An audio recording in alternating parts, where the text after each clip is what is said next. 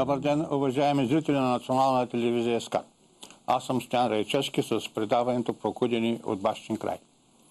Постоянна тема на нашето предаване е отнетото българско землище и съдбата на стотиците хиляди български бежанци, които са били принудени на сила да напуснат своите родни места. Те и тяхните потомци десетилетия наред да следват тежката бежанска орис. Там, където ги е отпратила съдбата, там, където те са отишли, за да се запазят и се хранят като българи, оцелявайки в тежки незгоди, минавайки през много перипетии, преследване и гонение, с единствената цел да запазят своята българска етническа принадлежност, родния си език и спомена за своя родов корен. Спомена за родовия корен е много важна тема в нашето предаване и днеска това ще бъде също един аспект от него. В началото на всяко наше предаване ние показваме на географската карта отнетото българско землище. Ще го направим и днес.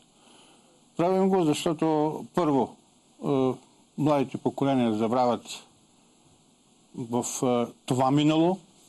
То не се експонира, не се показва много, не се дори и пропагандира в нашия обществен живот. Съвсем бегло е застъпено и в учебниците по история.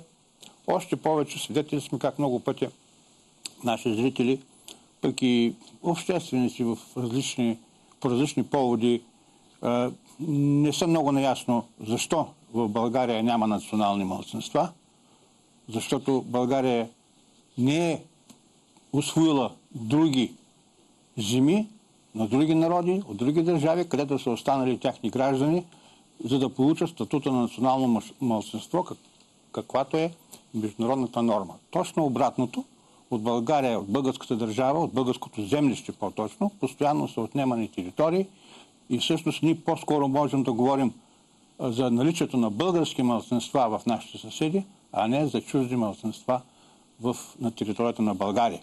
Затова и документите, които българската държава подписва, и актовете, които се издават съобразно нашата конституция, нашите разпоредби, там не фигурират такива понятия национални малцинства. Има малцинства съвсем други, верски, културни и други.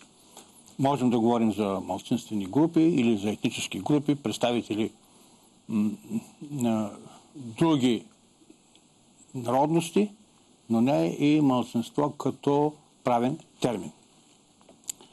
Днес пак ще погледнем картата, нека да видим, да ще започнем с традиционно, както правим всеки път, с Северна Добруджа, там където всъщност Аспарух освоява най-рано и поставя основата на Дунавска България, за разлика от Велика България, Волжска България и другите Българии, които ние знаем като българска история. Ще преминем набързо през Влашко или Румъния, както държавата, която ние днес наричаме. Отиваме много на запад, до Моравско, Пиротско и Вранско. Землището, което сравнително рано е отнето от българската територия, още преди освобождението на България, присъединено към кралство Сърбия, към Сръбското кралство. Ще се спустим надолу в западните покрайнини, отнети по силата на Ньойския договор в 1919 година. Ще продължим по Вардарска Македония, землището и за земята, за която много често говорим и днес с проблемите, които там продължават да тежат върху нашите събратя. Ще слезем до Егейска Македония и на изток по западния бряг, по Западна Тракия или Беломорието, както ние назоваваме тази южна земя, до устието на река Марица. И на изток от река Марица, между Мраморно море и Черно море, е заключена източна Тракия, също едно политическо понятие, където са живели до 1913 година компактно голям брой българи, компактно българско население, преобладаваща част от цялото население на източна Тракия, изгонено насилствено с огън и меч, както се казва, през 1913 година, когато турските власти, турската армия нарушава подписания лондонски мирен договор, подписан от всички велики сили, естествено от Турция и от България. Започва ли окупация, прилага етническо прочистване, или геноцид, както днес се нарича това действие, това престъпление, и изгонва всички българи оттам. Заедно с тяхното прогонване се унищожават много старите български християнски културни паметници, църкви и манастири, училищни сгради и частни имоти.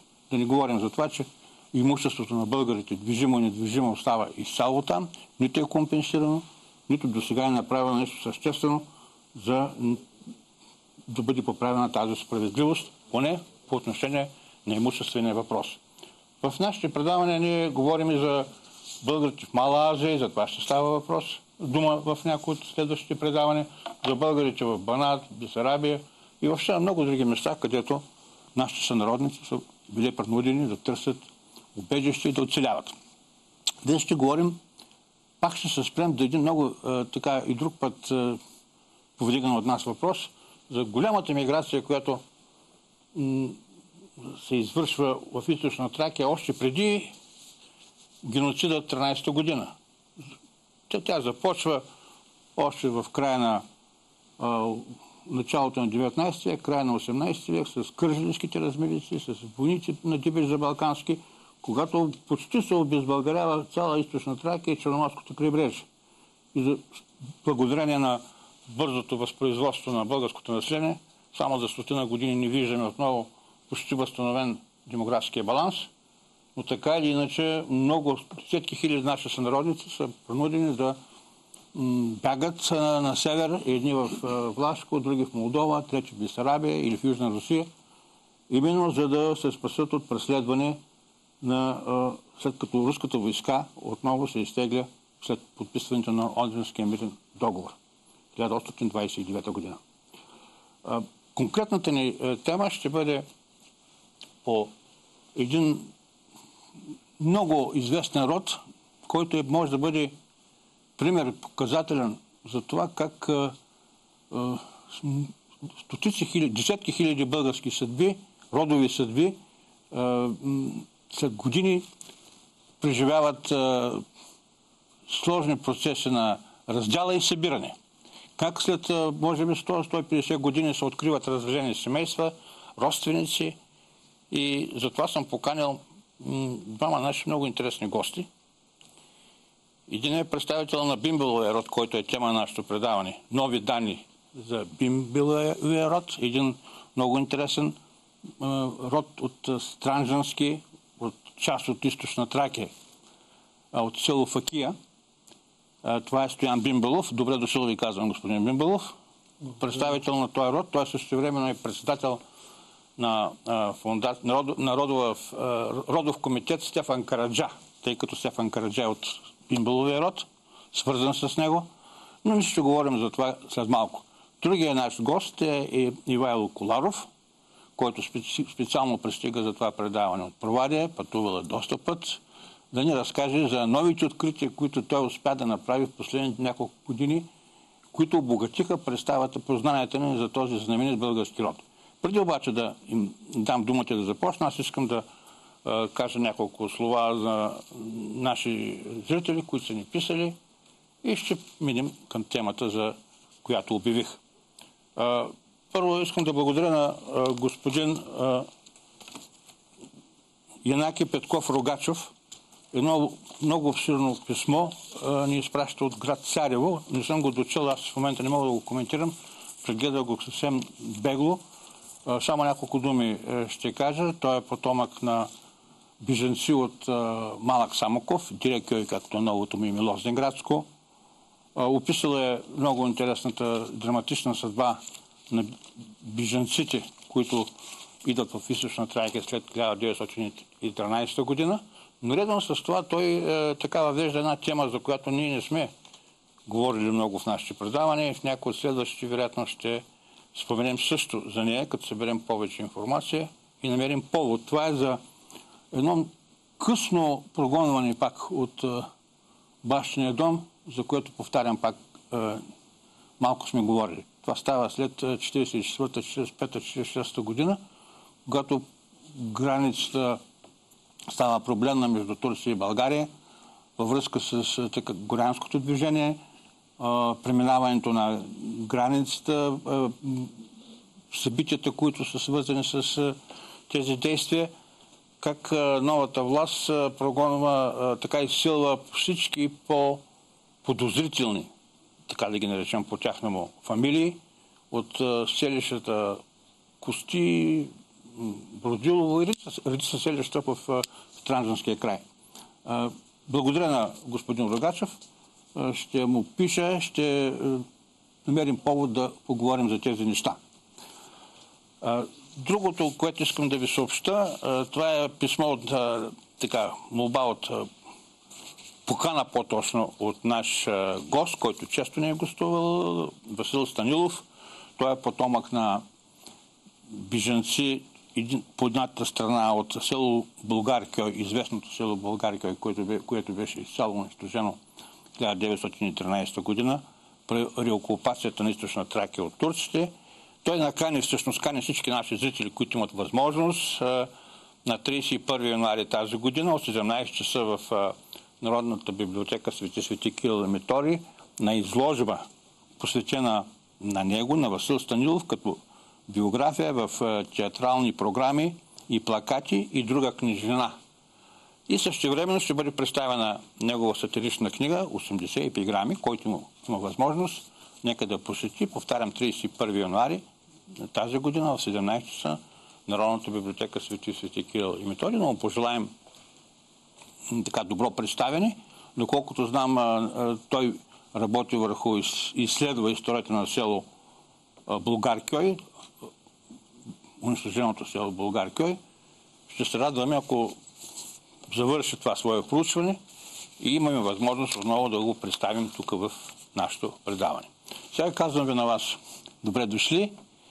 Отново да се върнем към темата, към големия бимбелов род. Но преди това, може би, трябва да кажем за наши зрители, които не познават точно този край, няколко думи. Какво е село Факия, защо за това селище и за този род се говори толкова много. Село Факия е едно много интересно селище. Аз трудно бих го нарекал село за това време, защото той е дал много интересни личности, свързани с нашето възраждане, с национално-освободителните борби на българите. Да споменем само един Стефан Караджая. Достатъчно да не говорим за другите. Но какво е характерно още? Нещо, което по-малко се познава.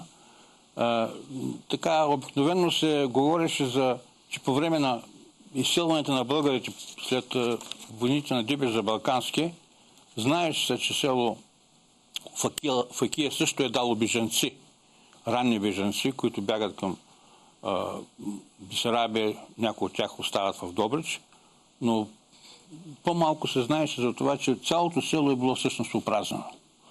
Когато има един дипломат, Фатон, който следва войските на Дибеж Балкански и прибивава известно време в село Факия, няколко нощи преспива там, има възможност да разговаря с местните хора. Той описва това селище като много богато, жизнено, с така много родолюбив дух. При него пристига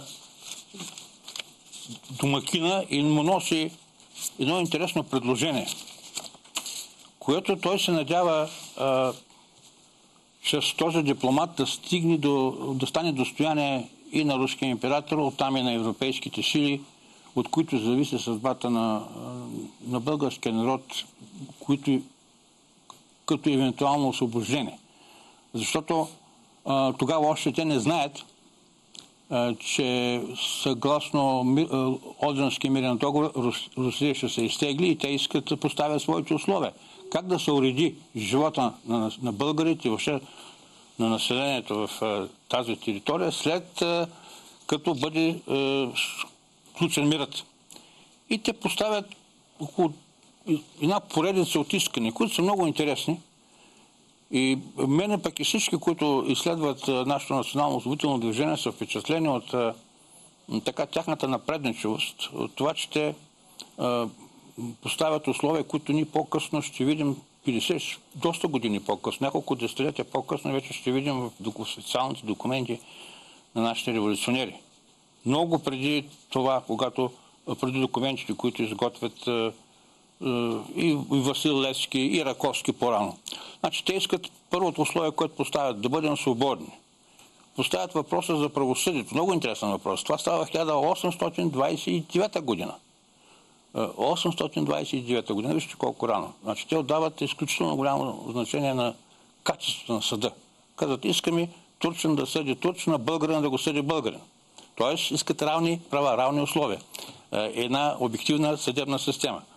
Поставят въпроса за събирането на данъци, да няма несправедливост, да няма дискриминация. Искат свободно да се строят църкви и манастири там, където искат и колкото искат.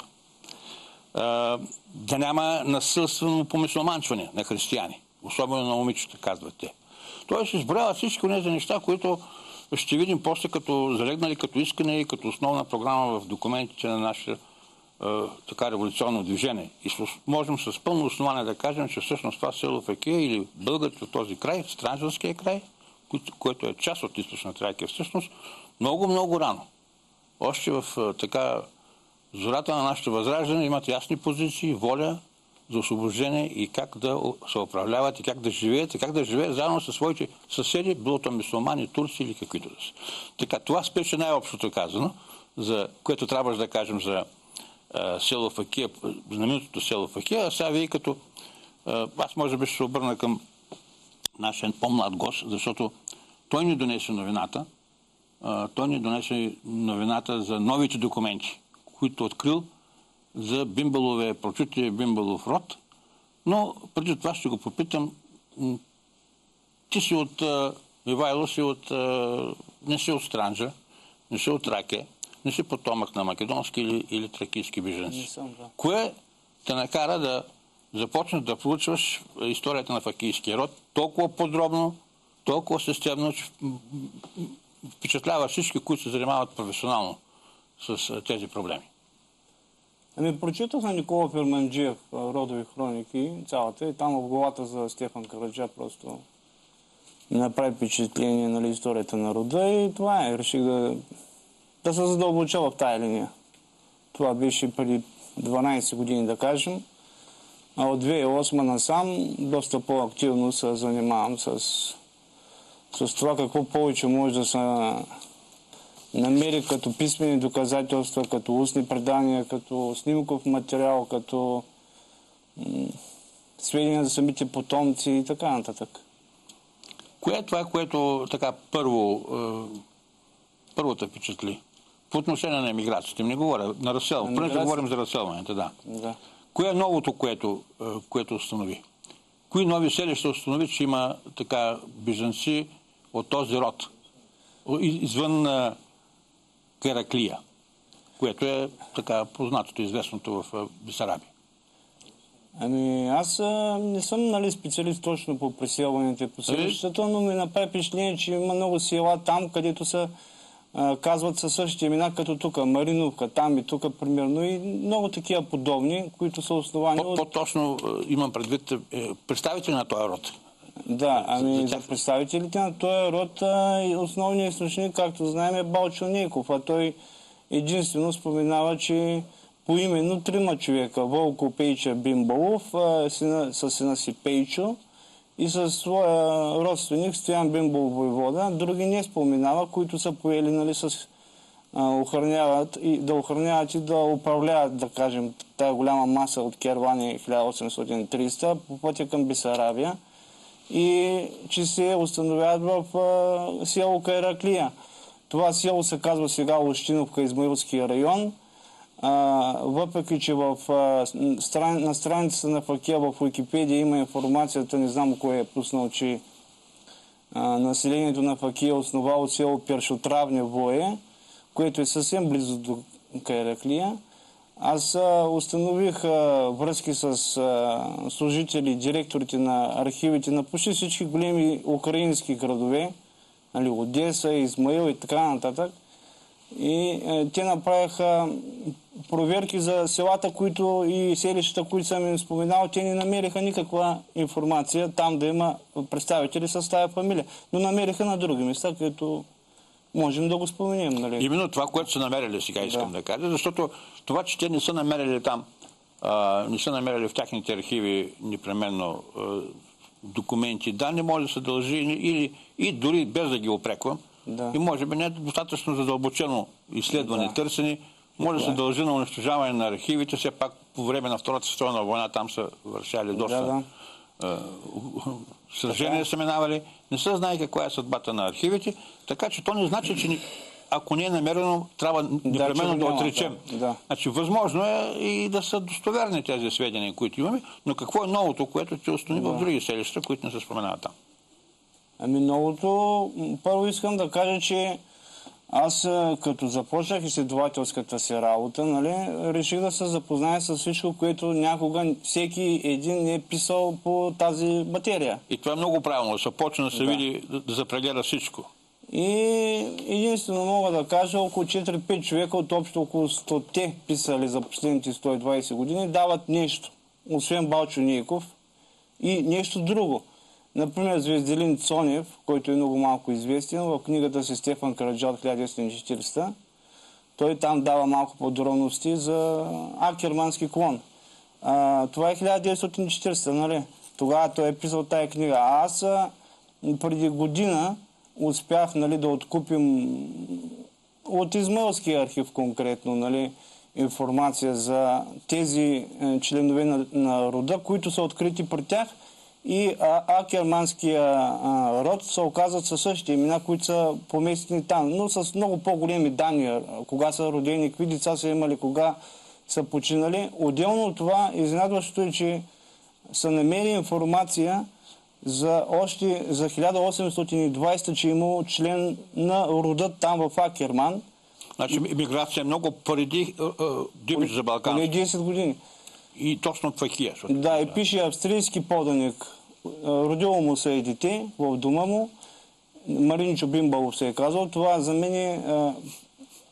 мен е най-стария писмен източник, където се спомена това име. Идноименник на Маринчо Страшния. Защото дори в надгробните плочи не се споменават се имената. Те са на Бимбаловия род. Нали, примерно Маринчо Страшния.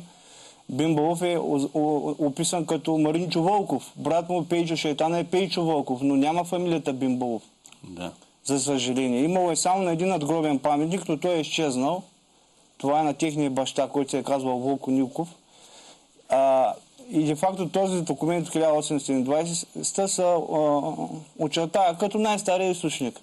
Но за съжаление аз не можа да намеря никаква информация назад този човек, чии син и внуки, и после неговата дъщеря, която се е родила, какви деца е имала, за кого се е женил, просто откъсъчни такива информации. Това за Акерманския род. Отделно от това открихме в Кишиневския архив друга информация за един клон в Мариновка, това е при Азовието, Запорожка област. Преди месец или два открихме и потомци в село град Ногайс, сега се казва Приморск, което е на 7-8 км на изток от Мариновка. Сега ще прекъсна за малко да те попитам, понеже открихме тези хора, до които достигаш и установяваш връзка с тези род, те знаят ли тази своя родова връзка с България? Знаят ли за Фахия? Те знаят, че са българи, но вече е изчезнала тази информация точно откъде са. Значи някой от тях дори не знае, че са от Фахия, но... Не. Това е са 200 години, просто няма как. Но фамилията са запазили и това, че са българи, даже български знаят, което не е малко. И все пак тази връзка пък им помага да се установят те корените, което пък вече възстановява своята памет. Добре.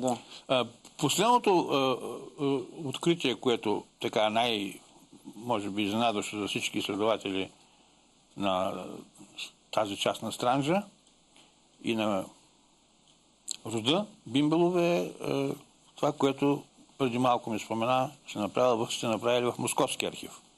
Да, точно така е. Искам за него да разкажеш малко, ще покажем и някои документи, които са донесени и няколко снимки, но преди това нека да... Това е новината, която. Коя е фамилията и как? Сега, той в Московския архив го направи, откритието не съм го направил. Аз съм и това го направи един член на Бимбалов. Ти го донеси, Сергей, да. Поздравявам го, Сергей. Който не е в България, който живее. Да, той е от Москва. Той Как се стигна до открил него? имения чрез форумите, в които публикувам на тая тема информация за Бимболов род, свърза с мене, запознахме се, разходихме се из Бургас и така нататък. Той в Москва, като се върна, вече беше много повече така ентусиазиран да успее да открие това, което там може да открие за този руски клон. И тръгна по едно дело, което е такова съдебно дело. Един от членовете на рода е съден по политически убеждения и така нататък. Но когато го съдят, нали, то там има разпити и той обяснява кой е, какъв е, що е, какви са му братя, деца от какво коляно е, и по този начин ние успяхме да стигнем до информация до 1857 за този род, където се пише от богато българско семейство, което често е посещавало България. Но това е. Единственото, което е това с няколко снимки и с информацията, че около 1922-1923 един от членовете на този клон Ногайския, който после се премества в Москва, също е отпътувал за Щатите, за да се спаси, защото е бил от Белата армия на белогвардеец е бил и както и да е, открихме му и там, аз му открих регистрацията и адреса. Кой град, къде живее? Моля? Къде е живял? Кой град е отседнал? В Ню Йорк се установил. Да. Значи, какво значи разпиляването на... Да, такова е, да. Ами, ние ще продължим по тези интересни материали, но нека да покажем няколко документа, че донеси. Покажете първо това, което ми колеги от апаратната. Ако начувате, покажете документите или снимките, които направихме. Ето сега, това първо с няколко думи за самия род Бимболове, Стефан Караджа, може да ги коментираш. Снимката на Стефан Караджа. Така, който е всъщност най-известният представител на рода от по-новото поколение, защото старите са не по-малко известни. Дайте по-бързо тези, за да видим документите, които донесе Ивайло от Московския архив. Това е родословното дърво. Да, родословната схема. Схемата, по нея също ще говориш, имаш някои корекции. Това е на Балчо Нейков и на Никола Фернанджиев. Така, после ще се върнем към нея. Нека да видим другите снимки само. Покажете. Ето това, кой е този? Това е Александър Андреевич Бимболов. Който къде живее? Разкажи. Който в Москва е бил осъден и така... Осъден за политически убеждения. Всъщност, той е извън клона, който е... Да, Ногайския клон, да. Ногайския клон, така. Следващата снимка? Това е неговата сестра на Андреевна Бимболова, която е баба на въпросния господин Сергей от Москва. Благодарение на когото ние имаме доста вече повече информация. Добре, а той, значи, за да те търси, да. Значи той знае произхода си, знае... Да, вижте какво, тие са много достойни хора, защото те двамата са починали, брата и сестрата са починали много, много рано. Той е, нали, осъден, а тя е починала от туберкулоза. Да. Тя е била медицинска сестра и е била на военното, в битките е била. Заразила се от болните, когато ги е лекувала и е починала и оставила две момчета на по 6-7 години, които са отгледани от баща си и информацията за нея просто изчезва. Те не знаят децата и момчетата, коя е майка и само знаят името и че е българка.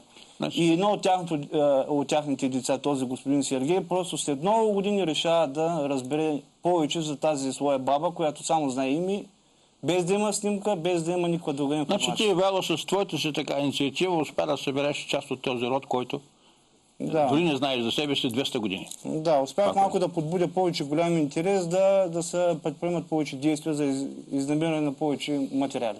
И същевременно други родове да последват този пример, защото много са достойните родове и не само в Сфакия, не само в Странча, не само в Източна Тракия, в цяла България. Това е един добър пример. Така. Благодаря ви, колеги, с това. Ето това е също... Да, това е на третия брат въпросния Георги Андреевич Бимбол в Бруклин Кингс, където му е адреза от 1942 регистрационната карта, което беше цяло постижение, че успя да го открия, защото дори самия Сергей не вярваше, че ще успеем. За нас просто беше като една мъгла, че въобще дали е вярно това, че е отишъл там, но успяхме да го открием. Чак в Съединените щати, да. Да, успяхме да го открием. Добре. Също наши зрители могат да се обадят, те могат също да открием нови представители на рода и да направят съответната връзка.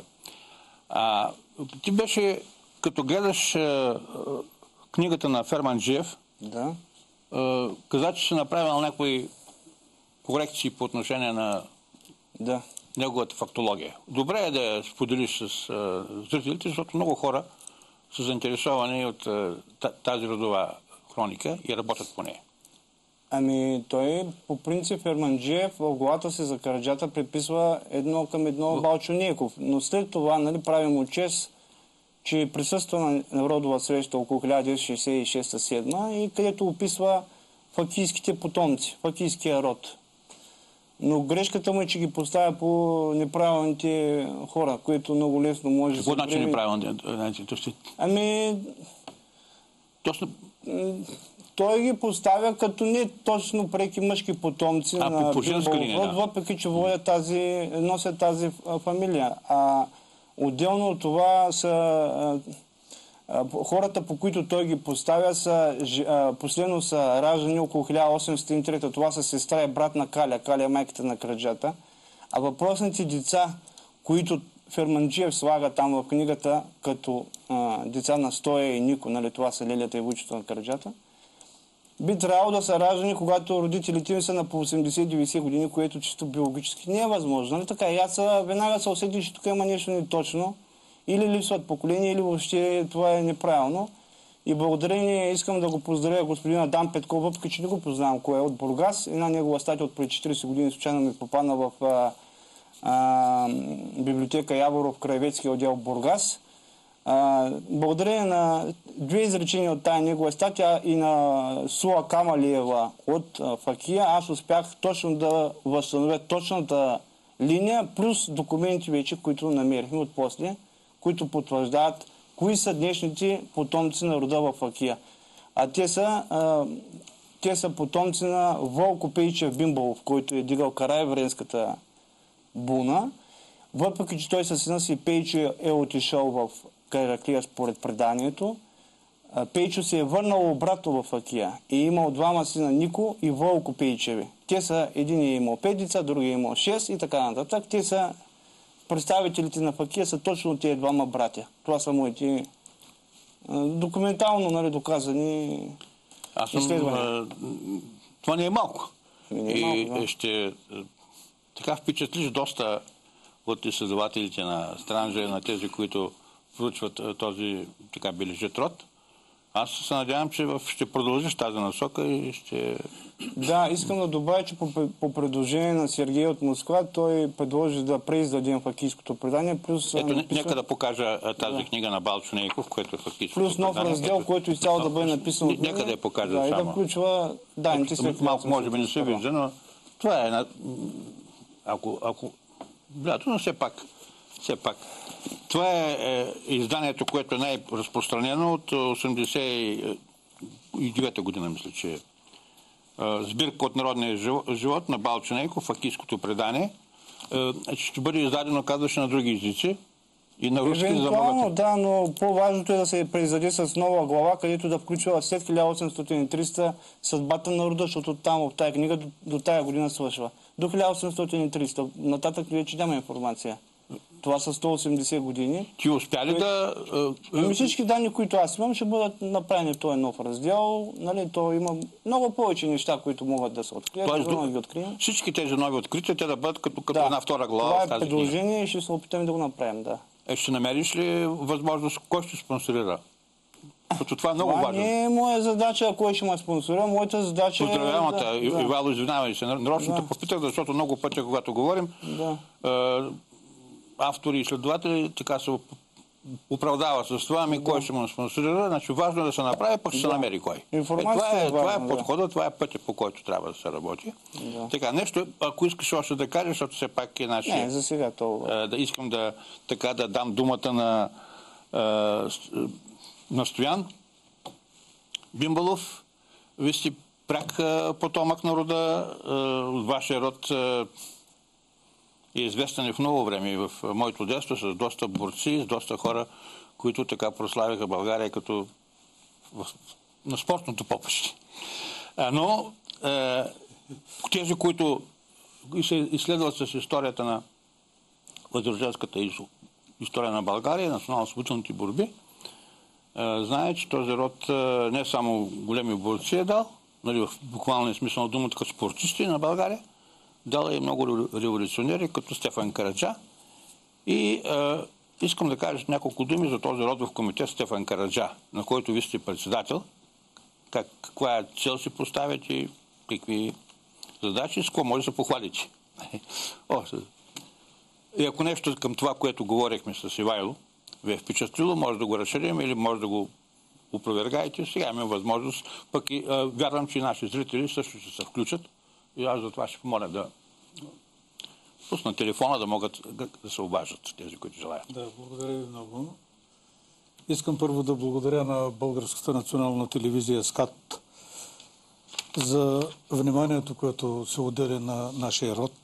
И на всички българи се отделя. Дали естествено така трябва да бъде, защото имаше още едно предаване през 1988 година. Тогава беше среща на двата рода – караджовци и бимбаловци.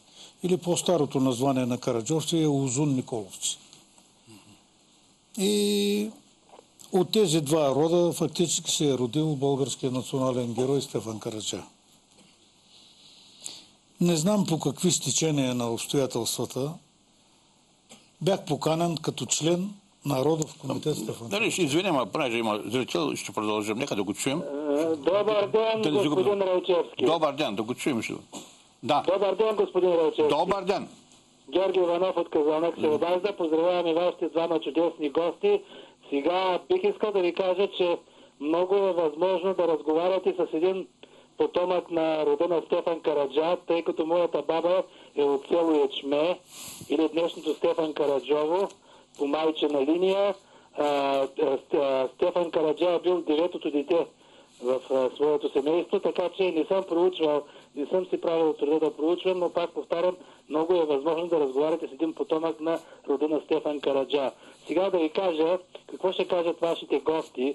Според мен това е един от най-забележителните и големи родове бимбеловци.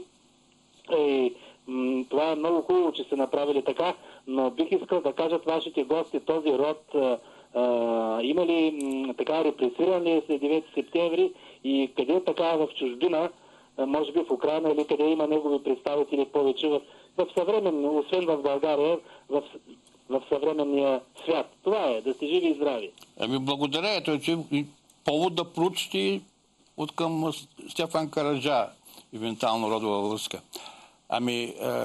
Господин Стоян Бимбелов спомена, не, може би Ивайло беше в началото, да, спомена, че един от представителите на рода, като белогвардеец е търсил убежище чак в Съединените щати. Нали така беше, Ивайло? Да. Ето един случай, в който, ако вие знаете други... В Румъния има голям клон и така. В Украина, в Молдова, в Русия. Да се надяваме, че бъдещите изследвания ще дадат отговори на тези въпроси и тази страна от историята също трябва да бъде проучена, която, за съжаление, все още така седи малко като че ли неразровена. Заповядайте, извинявайте, че ви прекъснах. Нали, да. Няма нещо. Така бях включен в този родов комитет и след 2-3 години така членство на една сбирка, на едно гласуване на родовия комитет, като по-млад и енергичен, бях избран за председател на родовия комитет. С 2 думи само. Спокойно ще разкажете за дейността. Да, че трудна работа. Успях първо да посетя родното село Ичме, днешно Стефан Караджово на Стефан Караджа. И в архива на общината открих един документ през 1896 година. Е учреден родов комитет в самото село. 896 година. Да, 896 година. С съдействието на този родов комитет е изграден така хубав, голям паметник, който е най-големият паметник на Стефан Караджа в родното му село и с някакви инвестиции и на неговата сестра. По-късно вече така от съвместната работа с членовете на родовия комитет успяхме да изградим паметник в София в Борисовата градина, на който всяка година на 24 май правим честване. Много пъти сме канили Българска национална телевизия, телевизия от други... Тогава имаше една телевизия, Българска национална телевизия, преди 20 години. И почти не са идвали така да популяризираме по-добре. Може би това не е изненадващо. ще използвам сега тук това внимание, което вие оказвате на нас, на Родовия комитет, и предполагам, че за в бъдеще честване ще бъдете поканени. Това е вече такова. Нека да чуем още един наш зрител. Аз просто ще ви поставя един въпрос за паметника. Да чуем новия зрител и искам да помоля да се обадят на господин Тони Бимбелов. Иска да се свърже с нас, нека и него. Така. Ало, здравейте. Добър ден. Добър ден. Добър ден. Добър ден. Добър ден, да, слушаме, бе. Здравей, Тони. Ивайло, ти ли си? Да, тук сме, че Стоян. Аз съм Бас Стоян. Добър ден, Бас Стоян. Много Стоянов си. Да си жив и здрав, се обади. Аз тъкмо излизах да ходя да дам вота си за... Сега не се говори за...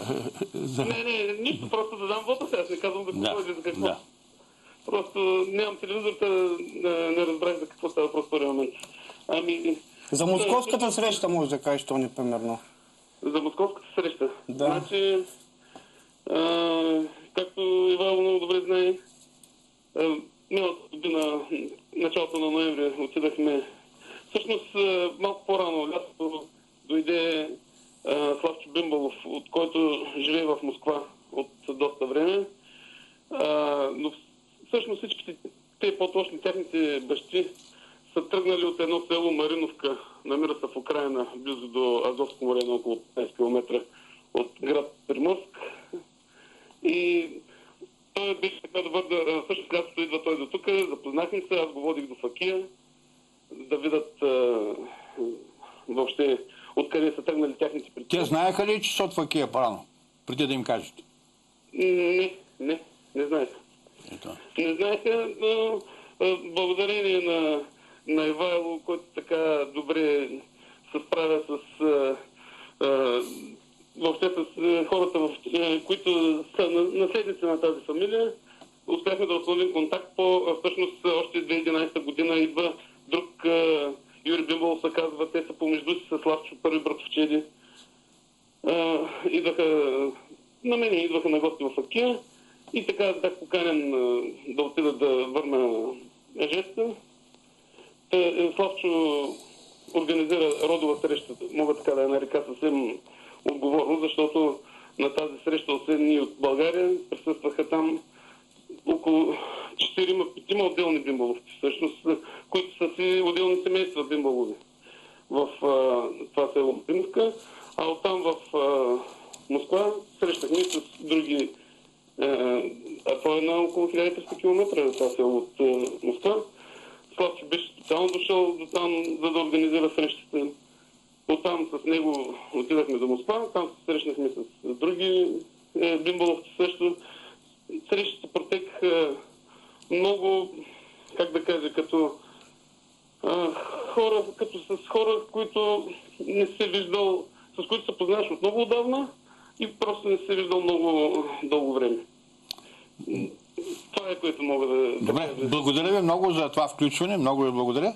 Ето, още едно доказателство, че когато се търсят и се намира. Когато се, въпреки че има толкова бариери, въпреки че има разстояние, въпреки че има унищожени документи, никога не е късно, никога не трябва да се предрича предварително, че пътищата са прекъснати, стига да има добра воля и желание, могат да се възстановят и исторически корени, това, което е задължение на всички, които родолюбиви българи. И аз в това отношение съм изключително така възхитен от това, искрено го казвам, Ивайло, това, което правиш, защото Ивайло дава пример на много млади българи, които са останали в България и нямат намерение да напускат, как може да помогнат за събиране на разпиляното.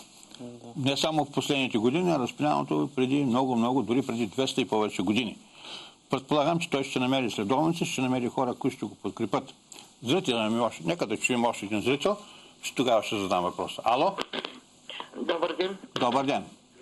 С Стоян Райчевски да разговарям? Да, с него говоря. Обажда се една ваша ученичка от Обзор. Здравейте. Там ще бежат. Много ви моля да се дадете някакви координати, защото ще правим среща. Добре, ще ви го дам. Те ще го запишат вашия номер от оператора, аз ще го взема. Благодаря ви. Ще обажда. Да. Заповядайте да довършиш по-точно разговора, който започнахме. 2 паметника има открити с ваше съдействие в Морската градина. В Морската градина, в град Бургас. Сега ще бъде. Ще напоканите, когато чествате годишнина на Стефан Караджа в София. На 24 май. Ето точно съвпада с друг голям празник, но все пак това може би не е... Това е рождената дата. Да. Стар стил 11 май, нов стил 24 май на Стефан Караджа. Добре, във всички случаи ще го отбележим. Но искам един въпрос да ти задам. Има ли паметник, с това, което говорихме в началото на предаването, в родния му край, Ямбол? Ако изключим родното село, искам да използвам и тази трибуна да се обърна към общинското ръководство в град Ямбол. Това е областен център, в който няма изграден паметник на Стефан Караджа и ще направя всичко възможно, докато все още съществува този родов комитет, да изградим един паметник и в град Ямбол. Мисля, че има достатъчно поводи, достатъчни места. Трудно се прави паметник, трудно се прави отливка без пари. Всичко на приятелски начала, всичко с спонсори. Но въпреки всичко няма да се откажа да изградим и там един паметник. И смятам, че вие ще ни окажете някакви съдействия. Като, как се казва, медиен партньор. Точно така. Да популяризираме, да съобщаваме, да подканваме и да предаваме. Това не е никак малко. Това не е никак малко. Но се надяваме, че ще се озоват факи. Има много родолюбиви българи, пръснати из цяла България. Те не са като целия свят. Да. Че родовия комитет много устаря. Аз вече и аз съм на тая пределна възраст над 70. Така че Владо, защо не го поканите? От 7 човека почти 5 вече са си отишли. Търси млади хора, трудно се наемат и не желаят да участват в такива мероприятия. Не, виж, така може да обесърчите. Трудно се наемат, но ето... Подготвил съм млади хора и съвсем скоро при някоя нова среща предполагам, че ще ви се похваля, че родовия комитет е напълно обновен. Дай Боже да се обнови и не само да се обновим. Той е с нестопанска цел.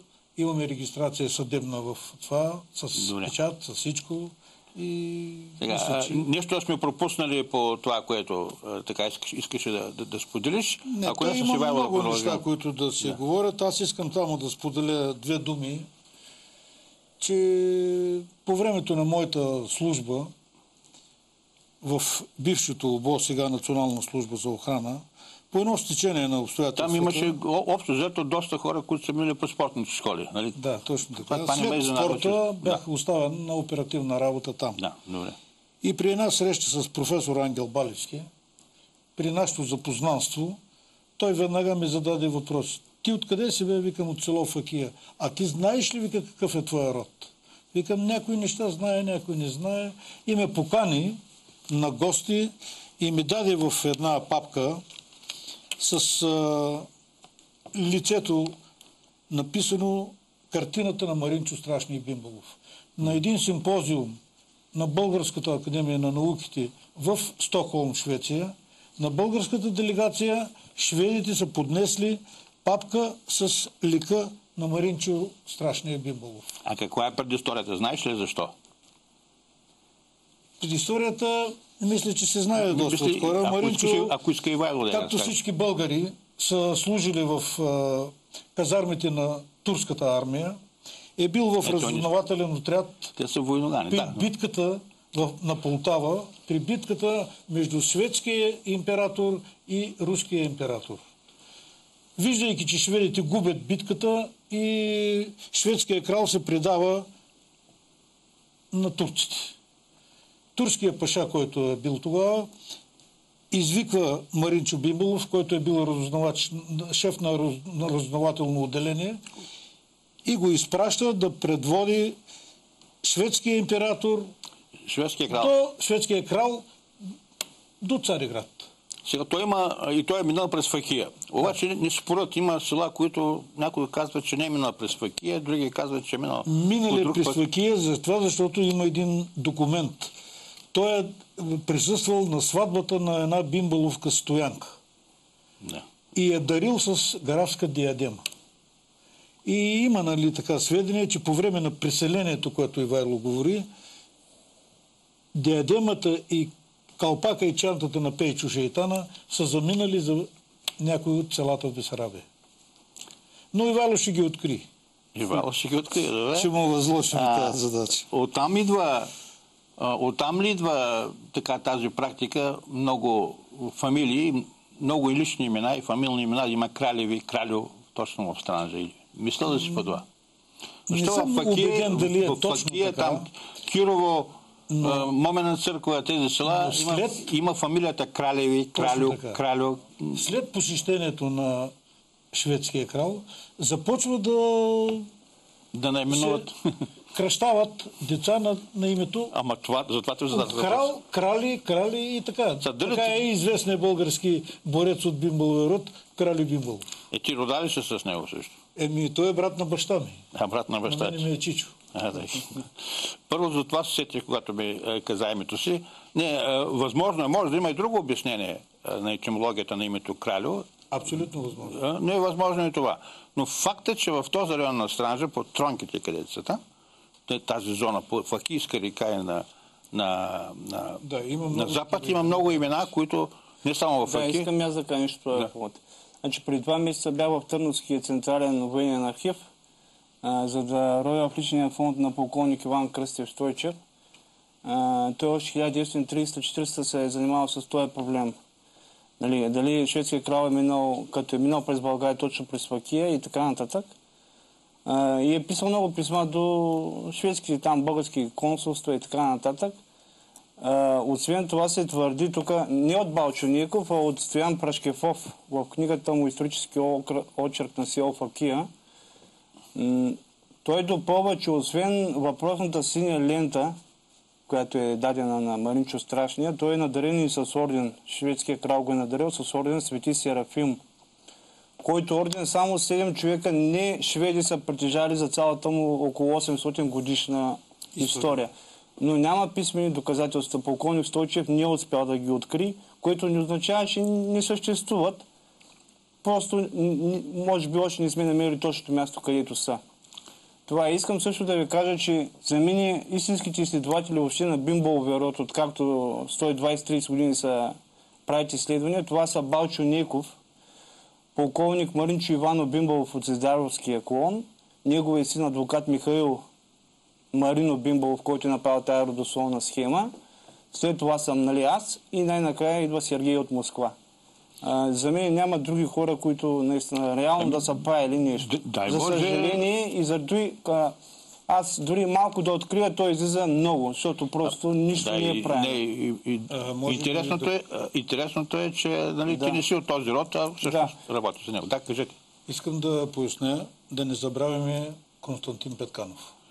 Константин, големия тракийски писател. Все пак много от тия хора, които споменахме тук, черпят от неговия ръкопис, който се намира в Свети Кирил и Методий библиотеката, и черпят много данни и сведения от Константин Петканов. Това е една уместна забележка и да отдадем заслуженото на този голям тракийски писател, тракийски дятел. Ние пропускаме тук за картината. Тази картина да покажем, не можахме да я снимем, на където е нарисуван Маринчо Страшния. Имаш един интересен епизод, ако има време да ни го разкажеш. С 2 думи. Да. Съвсем случайно ме избра мене по телефона един господин Георгиев и ме покани в къщи.